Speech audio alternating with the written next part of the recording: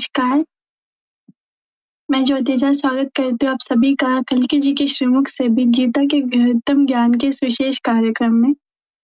हमारे सद्गुरु भगवान सूफी मास्टर सैयदी यूनुस अल गौहर जी के चरणों में अपना सादर प्रणाम अर्पित करते हुए और महाभगवान कल्कि अवतार राव गौहर शाही जी महाराज के चरणों में भी अपना सादर प्रणाम अर्पित करते हुए मैं इस कार्यक्रम का शुभारंभ करती हूँ और आप सभी अतिथि गणों का भी हार्दिक अभिनंदन करती हूँ। इस कार्यक्रम की शुरुआत में मैं अपना सबसे पहला प्रश्न हमारे सबसे वरिष्ठ स्वामी विश्वानंद जी महाराज से करूंगी। प्रश्न यह है कि श्री कृष्ण ने प्रत्येक कर्म के पीछे 5 कारण क्यों बताए हैं? इन 5 कारणों से कर्म संप्रदान की प्रक्रिया कैसे समझ में आती है? जी बहन जी, अपने महान सदगुरु महाराज यूनुस अल गौहर जी के चरणों में आशीर्वाद लेते हुए, वरिष्ठ संतों को नमन करते हुए, आपको भी बहुत बहुत रिगार्ड देते हुए, इस प्रोग्राम को पूरी दुनिया के लोगों को हम निमंत्रण देते हैं। आइए कल्कि जी के श्रीमुख से गीता का ज्ञान का रसपान करिए। बहन जी, आपके प्रश्न का उत्तर भगवान श्री कृष्ण सारी मानव जात को उनके कर्मों को सफलतापूर्वक सिद्ध करने के लिए 5 कारण यानी कि 5 साधन हाजिर होना अति आवश्यक है, वे समझा रहे हैं। और उसमें से एक भी अगर गैरहाजिर होगा तो कर्मों को सफलतापूर्वक सिद्ध नहीं कर पाएंगे। इस विषय को श्रीमद् भगवत गीता जी के अध्याय 18 मोक्ष संन्यास योग के श्लोक नंबर 13 में समझाया है कि श्लोक नंबर 13, पच्चेतानि महाबाहो कारणानि निबोध में सांख्ये कृतान्ते प्रोक्तानि सिद्धये सर्व कर्मणाम। इस श्लोक 13 में भगवान श्री कृष्ण समझा रहे हैं कि सब प्रकार के कर्मों की सफलतापूर्वक समाप्ति करने के लिए 5 साधन हाजिर होना अति आवश्यक है। ये बातों को सांख्य शास्त्र में भी दर्शाई गई है। वे साधन इस प्रकार के हैं। अधिष्ठान यानी कि मनुष्य का शरीर स्वस्थ होना अति जरूरी है। अनुकूल स्थान भी होना जरूरी है। लायक कर्ता भी होना जरूरी है। विविध प्रकार के करण यानी कि 5 ज्ञान इंद्रिया अच्छी होनी चाहिए। 5 कर्मों की इंद्रिया भी अच्छी होनी चाहिए।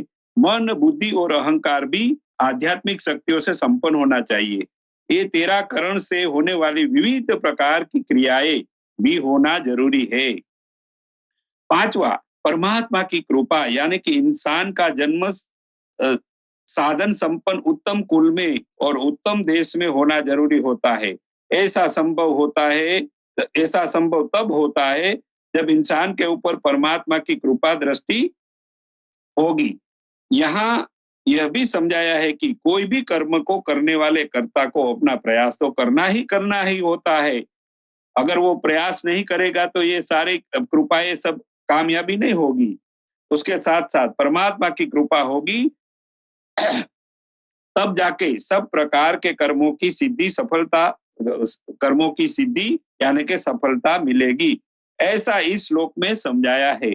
आगे भगवान श्री कृष्ण इस 5 आवश्यक साधनों को कर्मों की सफलतापूर्वक सिद्धि को प्राप्त करने हेतु कैसे उपायों में इस 5 को कैसे उपायों में लेना होता है, ये प्रक्रिया को भी समझाने के लिए इस अध्याय 18 मोक्ष संन्यास योग के श्लोक नंबर 14 में समझा रहे हैं कि अधिष्ठानम तथा कर्ता करणम च पृथग्विधम विविधा च पृथक चेष्टा देवम चेवात्र पच्चमम।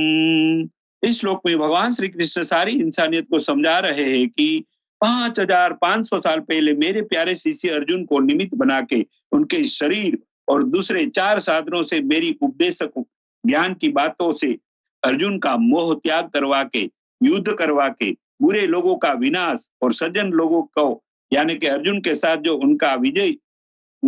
साथ जो सज्जन लोग थे उनका विजय करवा के स्वर्गवासी बनाया था। अब वर्तमान कलयुग में कल्कि अवतार इमाम मेहदी मसीहा रारियाज गौर साई जी महाराज अपने अति प्रिय शिष्य यूनुस अलगोर जी के साथ शक्ति संपन्न शरीर के साथ दूसरे 4 साधनों का उपयोग करा के सारी मानव जात को परमात्मा यानी कि अल्लाह गॉड की प्राप्ति करा के स्वयं की दुनिया रियाजुल जन्ना में लोगों को ले जाने के लिए जो रूहानी मिशन चला रहे हैं, वे मिशन सफल कराने हेतु ये 5 जरूरी साधन का उपयोग कैसे करा रहे हैं। वे समझा रहे हैं कि पहला प्रथम श्रेष्ठ अधिष्ठान यानी कि तंदुरुस्त शक्ति वाला शरीर जो सदगुरु यूनुस अलगोर जी को मिला हुआ है। स्थान यानी कि लंदन शहर जहां वातावरण 12 मास खुशनुमा बहुत अनुकूल ही रहता है, वे लंदन शहर रूपी स्थान चयन किया गया है इस मिशन के लिए। रूहानी मिशन को सारी मानव जात तक पहुंचाने के लिए हिम्मतवान मौत का भी जिसको डर न हो वैसे निडर इस मिशन के कार्य को कराने के लिए कल्कि अवतार ने विविध अनेक अनुभवों से संपन्न तैयार किया गया ऐसा सक्षम करता यूनुस अलगोर जी को यूनुस अलगोर जी के पास सब धर्मों का ज्ञान भी है। इस दुनियावी शिक्षाओं की श्रेष्ठ डिग्रियां वाले ज्ञानी सब प्रकार के प्रश्नों का समाधान कर सके वैसे सक्षम लायक कर्ता को मिशन की मुख्य जवाबदारी सौंपी है। सदगुरु महाराज यूनुस अलगोर जी विविध करण यानी के अपनी ज्ञान इंद्रियों से ज्ञान फैला रहे हैं, कर्मों की इंद्रियों से सारी दुनिया में प्रवास कर रहे हैं, मन बुद्धि की शक्तियों से रब की तलाश करने वाली मनुष्य आत्माओं को यानी के उसको लाभ फैज पहुंचा रहे हैं। अल्ट्रा टीवी यूट्यूब चैनल के माध्यम से लोगों के दिलों में उनके धर्मों के श्रद्धा वाला रब का नाम दान देकर लोगों को तैयार करके परमात्मा की सुंदर दुनिया में ले जाने के लिए तैयार कर रहे हैं। इस मिशन की सफलता हेतु यूनुस अलगोर जी का रूहानी यानी कि बातिनी जन्म सरकार गौर साई ने लंदन में कराया है। सरकार की रूहानी परवरिश मिली हुई यानी कि दिव्य परिवार भी उसको मिला हुआ है। इसके साथ कल्कि अवतार की कृपा दृष्टि सतत बरसती रहती है। इसीलिए इस रूहानी मिशन यूनुस अलगोर जी के जरिए से सफल होता हुआ नजर आ रहा है। जी बहन जी। बहुत धन्यवाद।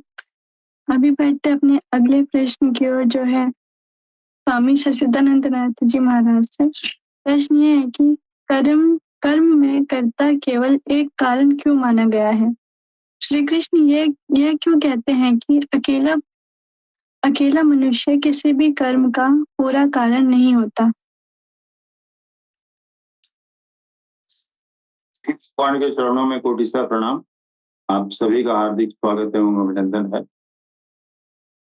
अभी स्वामी जी ने 5 कारणों के विषय में बताया विस्तार से कि शरीर, मन, बुद्धि, अहंकार और ईश्वर की कृपा। ईश्वर की कृपा अर्थात वो ब्लिस सीड, आनंदमयी कोष की वो सीड जो आपके संस्कारों को लेके जाती है और उन्हीं संस्कारों को आपके जन्म के पश्चात आपको ले आके दे देती है। तो जो संस्कार आपने संचय किए हैं वही दैव योग है या वही ईश्वर की कृपा है, उससे इतर कुछ भी नहीं होता। उसके बाद वही होता है जब आप उस परमात्मा के भक्त बन जाओ, उसका अंश आप में आ जाए, फिर उसके बाद उसकी कृपा शुरू होती है। उसके पहले तो गुणा गुणेश वर्तन्ते इत्मत्वान संजते। जहां तक कर्ता की बात है तो कर्ता उस परमात्मा को कह रहे हैं कि वही करता है। वो परमात्मा कैसे करता है? परमात्मा तो उस गुणों की सीमा के पार बैठा हुआ है ना, या उस आनंदमयी कोष के अंदर सूक्ष्म रूप से बैठा हुआ है। उसके पूर्व तो आपका मन, बुद्धि, अहंकार ये सारी चीजें काम कर रही हैं, आपका शरीर। तो कर्ता वो कैसे हो गया? एक कर्ता कैसे हो गया? कर्ता वो तब होता है जब आप इन तीनों गुणों को पार कर जाए। जब तक इस प्रकृति के अधीन है, जब तक इन गुणों के अधीन है, अपरा प्रकृति के अधीन है, तब तक सिद्धांत वही काम करेगा कि जो प्रकृति का गुण है उस गुण के अनुसार ही कार्य संपादित होंगे। हाँ, इस प्रकृति के गुण को जब पार कर जाएंगे आप, जब उस पार चले जाएंगे तो वो पुरुष का या उस परमात्मा का गुण काम करेगा, फिर वो और आप में कोई अंतर ही नहीं रह जाएगा, तो फिर कर्ता का प्रश्न ही नहीं उठता है। तो यहाँ पे भ्रम में हमें नहीं पड़ना चाहिए। कर्ता प्रकृति है, हम दृष्टा रूप में हैं, हम मतलब वो सूक्ष्म तत्व जो परमात्मा का तत्व है, और इस प्रकृति के साथ रह के हम भी दृष्टा बन सकें, हम भी उसी के जैसा बन सके, तब तो बेड़ा पार है। अन्यथा उसके अधीन हम भी चलते रहेंगे। और जैसा कि स्वामी जी ने बताया कि ये 5 कारण हैं किसी कर्म के, तो उन कारणों में बंध के, उन कारणों में बंध के हम प्रकृति की तरफ ही जाएंगे, पुरुष की तरफ नहीं जा पाएंगे, उस परमात्मा की तरफ नहीं जा पाएंगे। उस परमात्मा की तरफ जाने के लिए इन कारणों से ऊपर जाना होगा, इन कारणों से ऊपर जाना होगा, इन ज्ञानेंद्रियों से, कर्मेंद्रियों से, मन से, बुद्धि से, चित्त से, अहंकार से, इन सबसे ऊपर उठना होगा। इसके पहले तो वही प्रकृति ही काम करती है। प्रकृति के पार जाने पे वो परमात्मा काम करता है, और वहां कर्ता का भाव भी खत्म हो जाता है। इसलिए खत्म हो जाता है कि आप में उसमें कोई अंतर ही नहीं रह गया। आगे ये कहते हैं कि गीता के अध्याय 18 के 15वें श्लोक में कहते हैं, शरीर वांग मनो यत् कर्म प्रारब्धे नरः न्यायम या वा विपरीतम वा पश्चेते तस्य हेतव। अर्थात मनुष्य मन, वाणी और शरीर से शास्त्र के अनुसार अथवा शास्त्र के विपरीत जो कुछ कर्म आरंभ करता है, उसके ये 5 ही कारण हैं। कारण या करण एक ही है।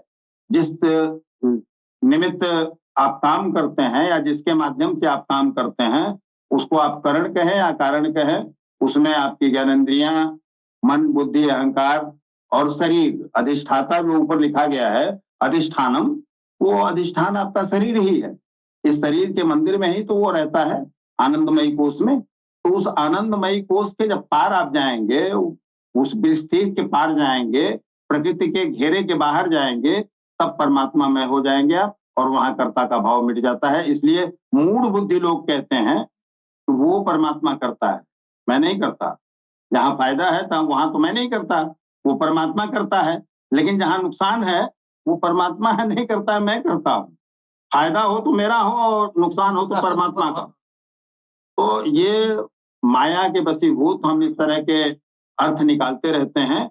कर्ता प्रकृति है, और उसके बाद उस पार जाने के बाद कर्ता परमेश्वर ही है, और परमेश्वर और प्रकृति में कोई अंतर नहीं है। परमेश्वर का अर्थ हम यहाँ पे परा प्रकृति से है, अपरा प्रकृति से नहीं है। जिसको हम काली कहते हैं, आद्या कहते हैं, यहाँ पे उस प्रकृति पे अगर हम पहुंच गए तो वो कर्ता के रूप में आ सकती है। वो परमात्मा का एक दूसरा रूप है। बाकी तो सब प्रकृति ही करती है, और उस प्रकृति के गुणों के आधार पे जो हमारे शरीर में 5 महाभूत हैं, उन गुणों के आधार पे वो कारण बनते रहते हैं और हम कर्म करते रहते हैं। लोभ, मोह इत्यादि ये भी कारण हैं। तो इसके वशीभूत होके हम काम करते रहते हैं, और कर्ता कहते हैं कि नहीं, वो परमात्मा ही वही अकेला करता है, बाकी कोई कर्ता वर्ता नहीं है, हम तो निमित्त मात्र हैं, हम तो यंत्रवत काम करते हैं। तो ये गलत बातें हैं, ये मूढ़ बुद्धिता है।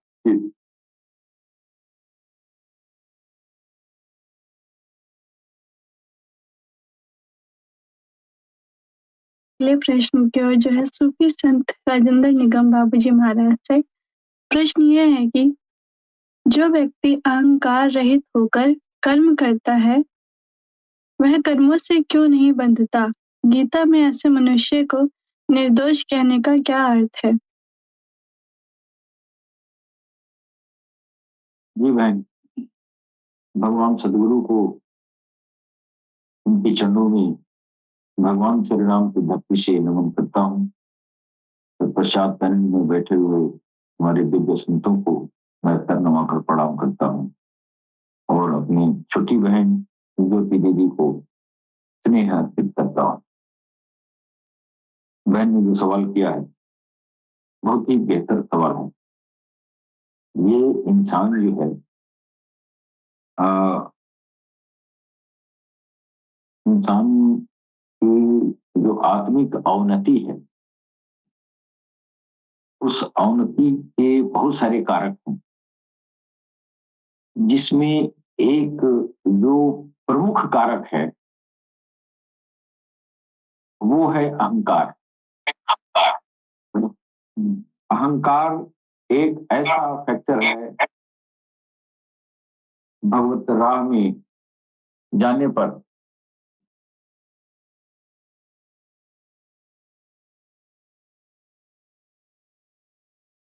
जो अहंकारी पुरुष हैं सब कुछ त्याग सकते हैं, लेकिन अहंकार को तोड़ने में बड़े बड़े जो है योगियों का वो छक्का छूट जाता है। शैतान ऐसे ठग लेता है, उसको पता ही नहीं चलता है। सारे अपने इंद्रियों पर काबू पा लेंगे, लेकिन जो आखिरी ये शैतान का हथियार है वो अहंकार है।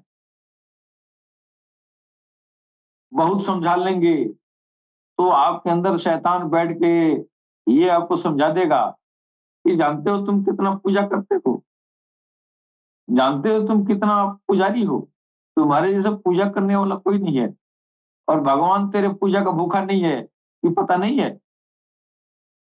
ईश्वर भगवान हमारे मियाँ लोगों के नमाज का भूखिया नहीं है, और न ही किसी हिंदू के घंटा बजाने का भूखिया है। हाँ, भगवान इसलिए वो जो है आपको भेजा कि ये दिल तुमको हम दे रहे हैं, और इस दिल के ऊपर जो शैतानी जाला है इसको उतार के आना। और बड़े बड़े साधक सब उतार देते हैं, अहंकार नहीं उतार पाते हैं। सब उतार देंगे तो पूजा का अहंकार हो जाता है।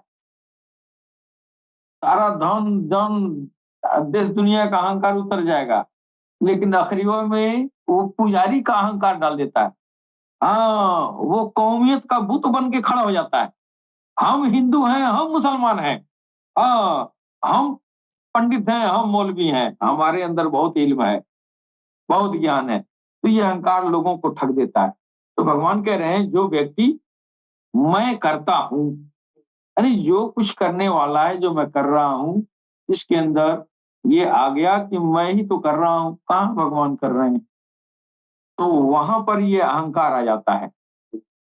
और जो लोग अहंकार से युक्त होते हैं और जिसकी बुद्धि सांसारिक कार्यों या पदार्थों से लिप्त नहीं होती, वह व्यक्ति प्राणियों का वध करने पर भी न तो वास्तव में मारता है और न ही कर्म बंधन में फंसता है, क्योंकि वह निष्काम भाव से कर्म करता है।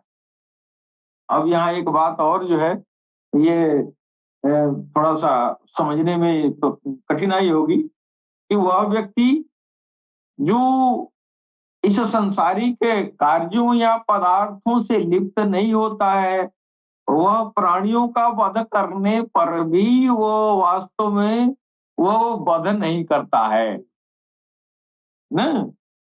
तो भगवान कहने का मतलब ये कह रहे हैं, यस्य नाहं कृतो भावो बुद्धिर्यस्य न लिप्यते हत्वापि स ईमान लोकान हंतिन्न विद्ध निबंध्यते।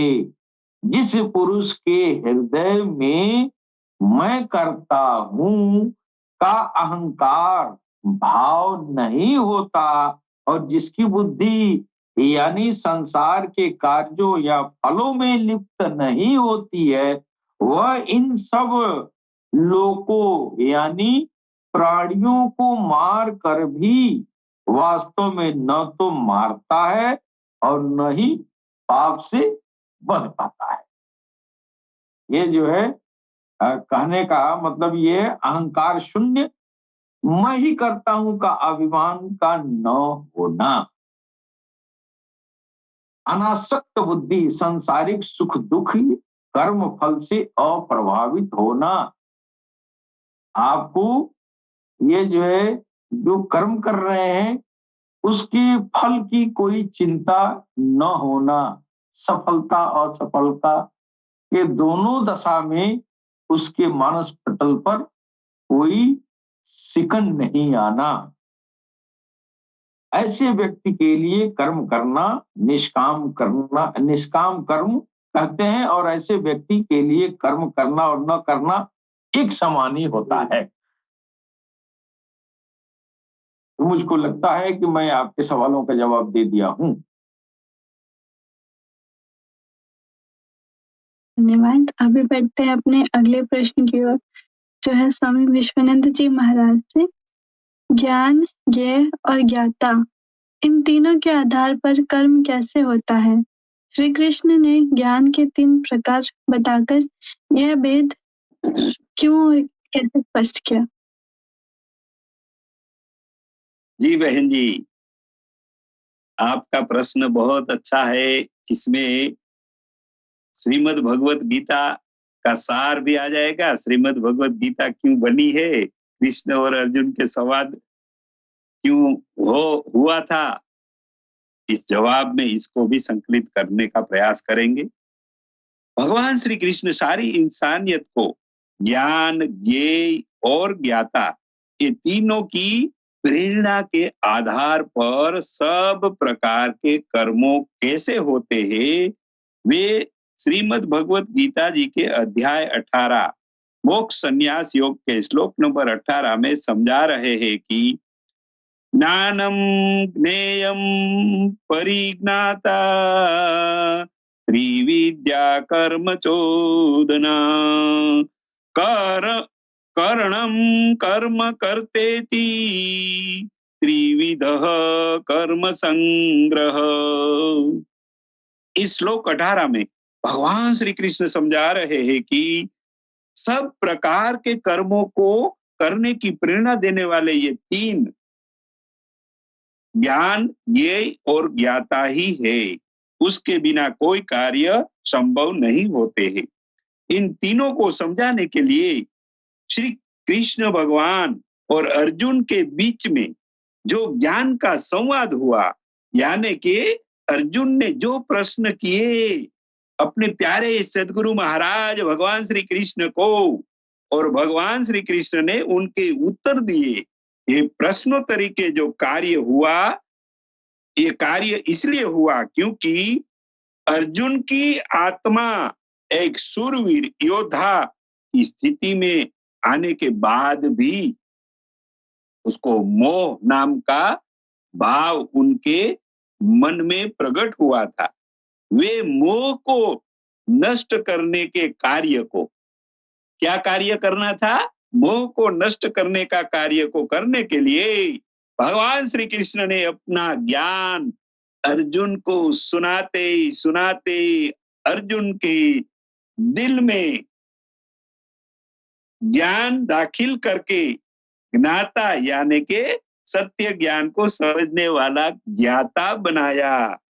मोह रूपी अज्ञान के अंधेरे को दूर करने के लिए भगवान ने ज्ञान रूपी प्रकाश अर्जुन के दिल और दिमाग में डाला। वे ज्ञान है, और इस ज्ञान में ही अज्ञान रूपी अंधेरा जो मोह के रूप में अर्जुन के दिल दिमाग में अंकित था, वे दूर करने के लिए जो प्रश्नोत्तरी का संवाद हुआ, वे संवाद में जो जानकारी थी उसको ही ज्ञेय समझाना है, उसको ज्ञेय समझाना है। जैसे अर्जुन ने मोह को मिटाने के कार्य में कृष्ण जी का ज्ञान प्राप्त करके अर्जुन ज्ञाता बन गया, वे प्रश्नोत्तरी रूपी ज्ञेय को समझ गया, तब तो मोह रूपी अज्ञान को मिटाने का कार्य सिद्ध हुआ। इस रीति से यहाँ भगवान श्री कृष्ण सारी इंसानियत को समझा रहे हैं कि सब प्रकार के कर्मों की प्रेरणा के आधार ये 3 ज्ञान, ज्ञेय और ज्ञाता ही होते हैं। आगे भगवान श्री कृष्ण ने ज्ञान के मुख्य 3 प्रकार बताकर कर्मों में ज्ञान, ज्ञेय और ज्ञाता होना बहुत जरूरी होते हैं। ये भेद को स्पष्टता करने हेतु श्रीमद् भगवत गीता के अध्याय 18 मोक्ष संन्यास योग के श्लोक नंबर 19 में समझा रहे हैं कि श्लोक नंबर 19, ज्ञानम कर्म च कर्ता च त्रिदेव गुण भेदवत प्रोच्यते गुण संख्याने यथावत् शृणुतान्यपि। इस श्लोक में भगवान श्री कृष्ण समझा रहे हैं कि जो ज्ञान से मनुष्य सर्व प्रकार के प्राणियों के शरीर में एकता के रूप में बसा हुआ आत्मा का दर्शन करके उन आत्मा के प्रेम के भाव को जानने वाले को सत्व ज्ञानी यानी के सात्विक ज्ञानी समझना है।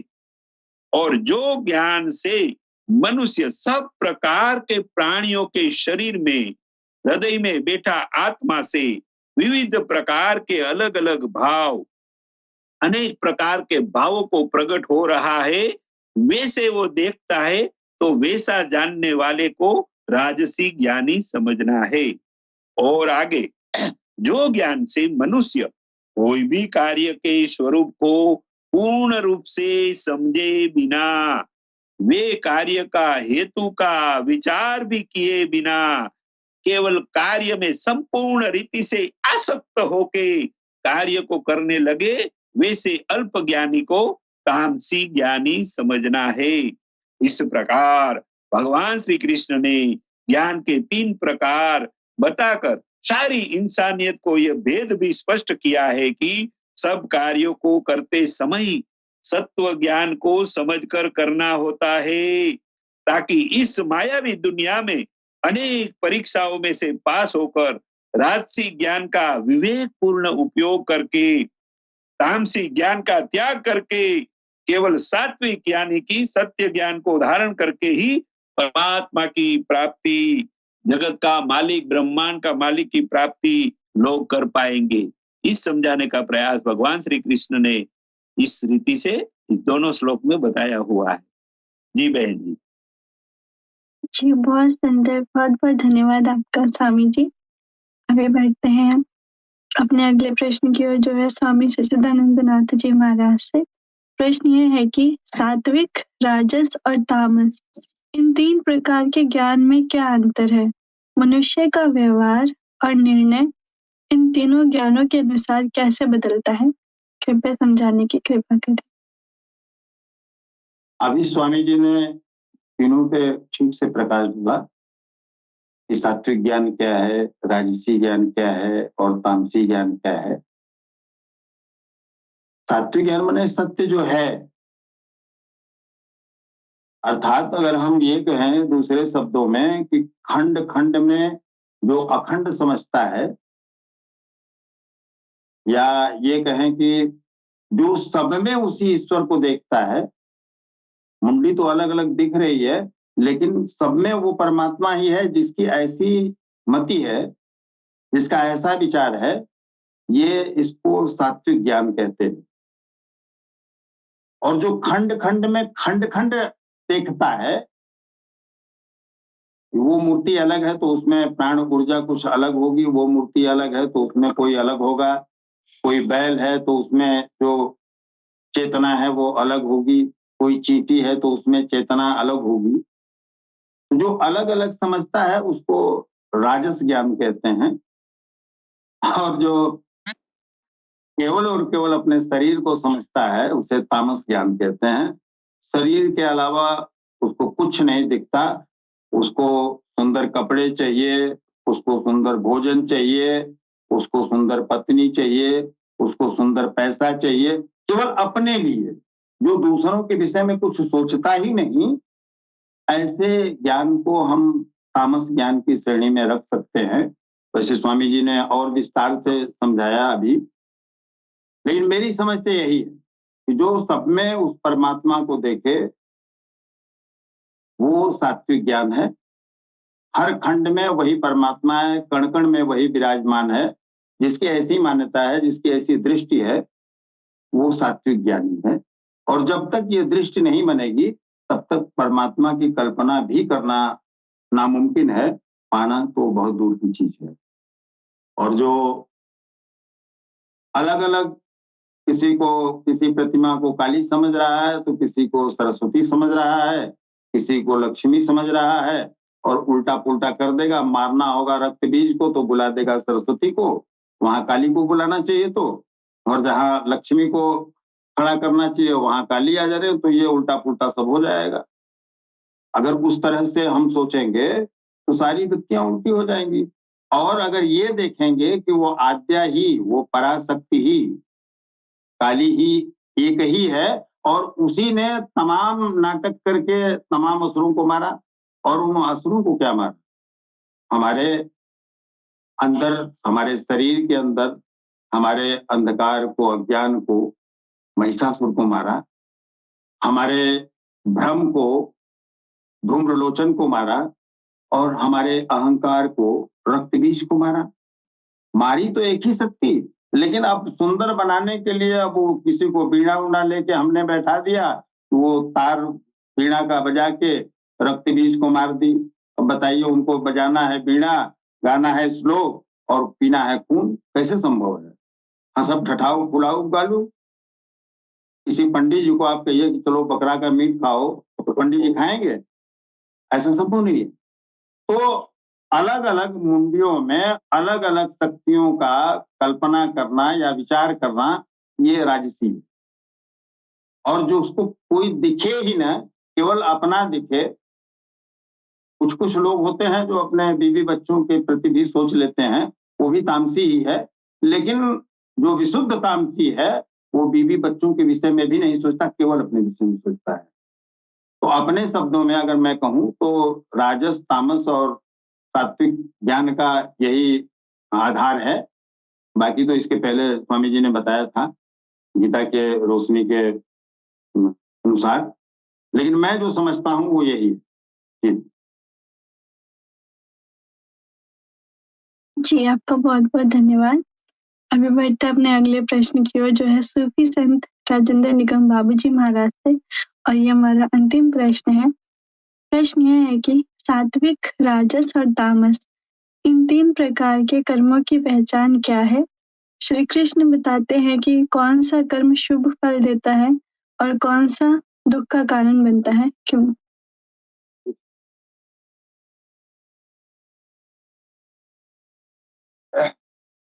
बहन जी, जरा एक बार और सवाल दोहरा दीजिए। मैंने जी। सात्विक, राजस और तामस, इन 3 प्रकार के कर्मों की पहचान क्या है? श्री कृष्ण बताते हैं कि कौन सा कर्म शुभ फल देता है और कौन सा दुख का कारण बनता है।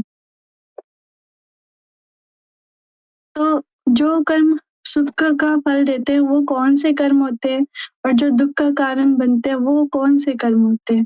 कृपया इस पर भी प्रकाश डालें।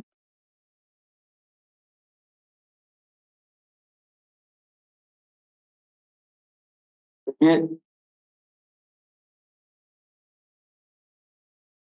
भगवद गीता के अनुसार जो कर्म शास्त्र विधि से बिना लगाव, यानी उस कर्म में यानी आसक्ति, जो कर्म शास्त्र विधि से बिना लगाव यानी बिना ये जो है आसक्ति की, आसक्ति बिना लगाव का मतलब ये आसक्ति है, बिना लगाव राग द्वेष और फल की इच्छा के किया जाए वही सात्विक कर्म कहलाता है। जो मनुष्य को शुद्धता और आंतरिक शांति की ओर ले जाता है, जहां केवल कर्तव्य का भाव प्रमुख होता है, ये सब सात्विक कर्म है। ये भगवान कृष्ण कह रहे हैं कि नियतम संग रहित, नियतम संग रहित, रहितम राग द्वेषतः हितम असफल अफल अफल प्रेप्सुना कर्म यत् सात्विक मुच्यते। अर्थात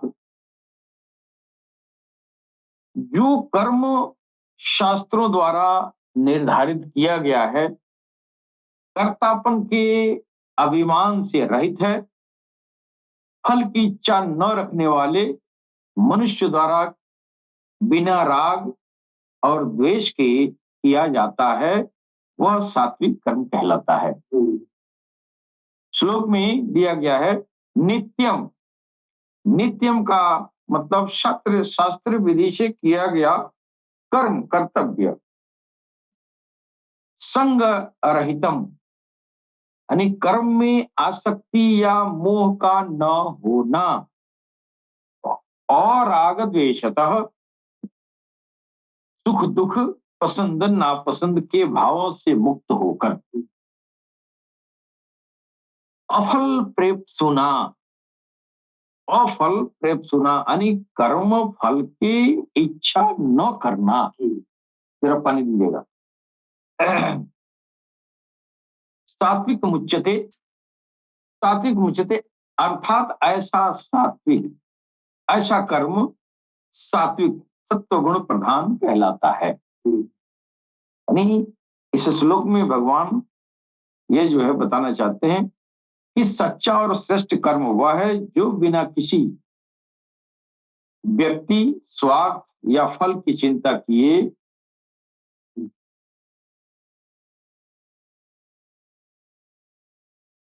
केवल कर्तव्य समझकर शुद्ध मन से किया जाए। जैसा कि यह श्लोक सिखाता है कि सच्चा कर्म वही है जिसमें स्वार्थ न हो, न मोह हो, केवल कर्तव्य की भावना हो। और ये कर्तव्य बाहर का कर्तव्य नहीं है, ये कर्तव्य अंदर का कर्तव्य है, और वो भगवत राह में चलने का कर्तव्य है, भगवत भजन का कर्तव्य है।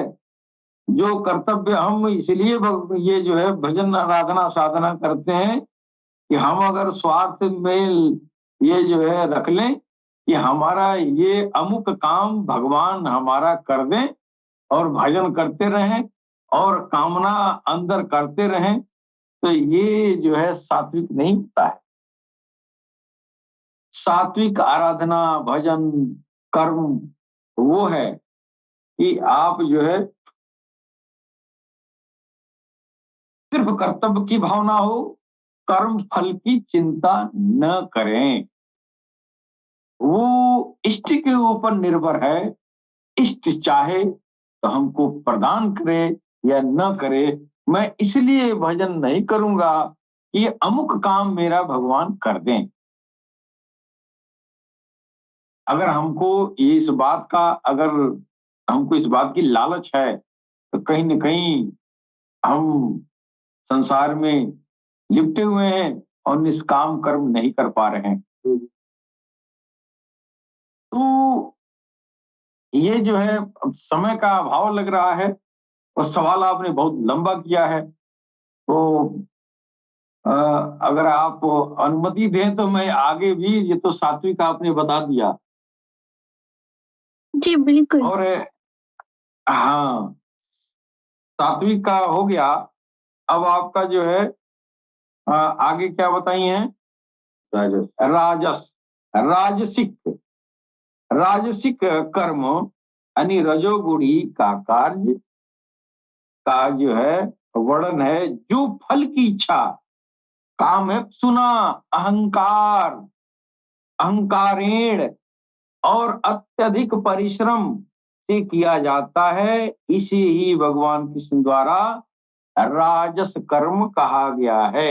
यह कर्म व्यक्ति को बंधन में डालता है और उसे असंतोष की ओर ले जाता है। भगवान कृष्ण कह रहे हैं जो कर्म फल की इच्छा से युक्त होकर अहंकार के साथ और बहुत अधिक परिश्रम से किया जाता है, वह कर्म राजस होता है। और इसी तरह जो है ये तामस कर्म है। यह तामस कर्म क्या होता है? इसके लिए भगवान कृष्ण कह रहे हैं कि जो कर्म परिणाम, हानि, हिंसा और सामर्थ्य पर विचार किए बिना केवल मुंह और अज्ञानवश, है ना, आपने शुरू कर दिया, तो वह कर्म तामसिक कर्म कहलाता है। जो अंधकारमय और बंधनकारी होता है। आपने भजन, आराधना, साधना बिना गुरु के बताए हुए रास्ते पर चलकर और अपना हानि लाभ और ये जो है अपनी क्षमता का विचार किए बिना सिर्फ लालच में अगर भजन भी कर रहे हैं, हाँ, तो वो भजन भी, वो कर्म आपका जो है वो निरर्थक है, उसका कोई फल नहीं प्राप्त होता है। यह कर्म अज्ञानता और भ्रम के कारण किया जाता है। इसीलिए गुरु बनाना जरूरी होता है। गुरु बनाएंगे तो अंदर का भी कर्म सही होगा और बाहर का भी कर्म सही होगा। पहले अंदर का कर्म सही होगा, पहले भगवत भजन में आप निस्वार्थ निष्काम भाव से आप जो है प्रेरित होंगे, फिर अंदर निष्काम होगा तो बाहर भी निष्काम होगा। इसलिए हृदय को निष्काम भाव में लगाना है और ये निष्काम भाव तभी आता है जब भगवान का नाम मनुष्य के हृदय में उतरता है। हृदय में अवस्थित वो प्राणी वर्ग जो आसमान से आया हुआ एंजल है, जो आपके हृदय में वो अवस्थित है, जिसके ऊपर 1,80,000 ये काम, क्रोध, लोभ, मोह, मद, मत्सर, अत्याचार, व्यभिचार के वो जाले लगे हुए हैं। हाँ, वो जाला कटता है तब आपका कर्म जो है सात्विक होता है। नहीं तो दिलों पर शैतानी जाला रख के निष्काम कर्म योग कर नहीं पाएंगे। राग से ही छुट्टी मिलेगी। हाँ, राग से ही नहीं छुट्टी मिलेगी तो आगे कैसे बढ़ेंगे। तो ये कर्म जो बिना गुरु के मदद के देखकर लालच में देखा देखी और हानि लाभ का परवाह किए बगैर आप जो है वो भजन संकीर्तन में लग गए तो आपकी आत्मा की उन्नति नहीं, अधोगति होती है। यही कर्म जो है तामस कर्म है। तो ये इंसान की जो है ये 3 प्रकृतियां हैं। इन 3 प्रकृतियों पर ही आधारित इंसान का जो है जीवन दिनचर्या होती है। इसी दिनचर्या में सुधार के लिए ये जो है ये भगवत रास्ते में, ये अध्यात्म के क्षेत्र में भगवत नाम के सिमरन का अनुसरण, ये सहारा लिया जाता है। सब लोगों ने भगवत नाम का सहारा लिया है। हाँ, गुणों से पार जाने के लिए सब लोगों ने भगवत नाम का सहारा लिया है। और यहाँ तक हमारे सनातन में कहा गया है, कलयुग केवल नाम आधारा। गोस्वामी जी कह रहे हैं, सुमिर सुमिर नर उतर पारा। वो पार उतरना यही है, काम, क्रोध, लोभ, मोह, मद, मत्सर, अत्याचार, व्यभिचार, इससे पार तभी उतरेंगे जब भगवत भजन करेंगे और मुंह से नहीं, निष्ठा पूर्वक।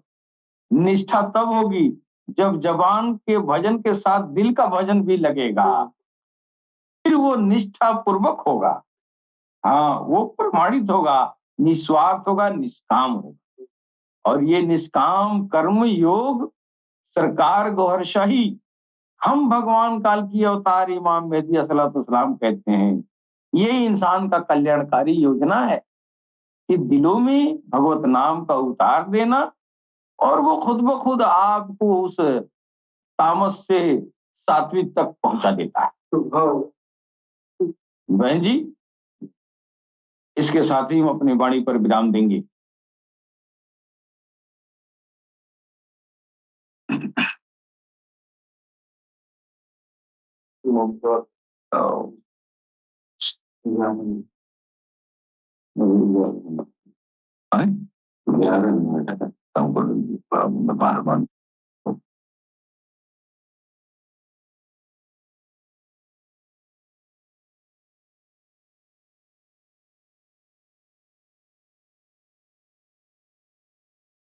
जी, और श्रीमद् आप सभी लोगों को बहुत-बहुत धन्यवाद। आप सभी ने भगवान श्री कृष्ण के इस अध्याय 18वें अध्याय से जो भगवद गीता का अर्क हमारे व्यूअर्स के सामने प्रस्तुत किया है, उससे हमें बहुत कुछ जानने को मिला है, बहुत कुछ समझने को मिला है। और मैं चाहूँगी कि आप इसी तरह भगवद गीता को